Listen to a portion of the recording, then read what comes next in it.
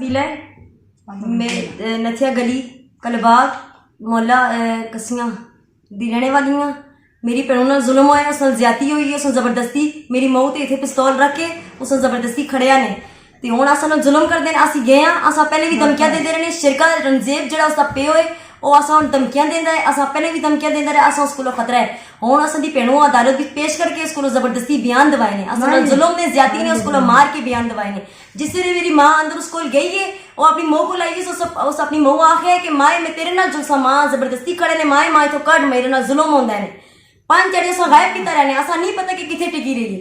हुण अपनी मऊआ पैरां दे विच ढठी है ते उन्हां असां मार के मेरी मऊआ मार के उस अंदर दरवाजा बंद कीता ने। पता ना उत्थे अंदर क्या कीता ने, पैसे दे के उसको जबरदस्ती बयान दवाए ने और उस ताड़ा फरियाद लाई है। बच्ची कैसे बच्ची इस तरह है, बच्चा मीम सुना जलसा मीम सुना जलसा पीछे आई कुड़ी लड़ी पी साली उस मीम के बाद पीछे तका दे दौरा के बाद छड़ा बच्ची की चना मारी बच्ची उसका मैं अपनी मौ नाल जलसा, मैं अपनी बोला उस कुड़ी मारी ना उसको अहमद इसका जबरदस्ती बयान जलसा। तू कौन मारी है?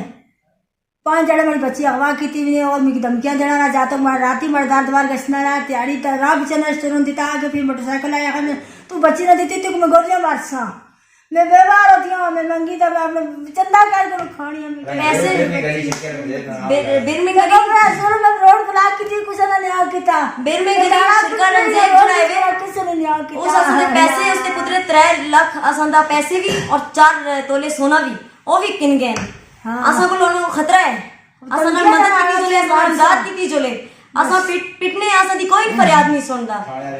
थाने वाला ने असा मसाक नहीं असा को गया पुलिस वाले में बाहर कटिया जरा थाने वाले जरा उथे दा मरो रिया उस जुल के जिस ले असा आखे ते उस असा मार के तो बाहर कटे आखते जुलो तो संदी होनी थे मैं ना सुनदा अस की तरह ना मार ना मार ना के अंदर पार कर बड़ी बच्ची ताड़ा करे मुके अपनी मौ कर जुलो तो बड़ी बच्ची मार कलावा जा खसी तो कुड़ी गए सट्टी बाहर कुर्सी ना के चले केड़ा इंसाफ है, केड़ा कानून है? असा ना जुल्म कीता है, बड़ी बच्ची साथ ना जाए तो फिर ओ नाबालिग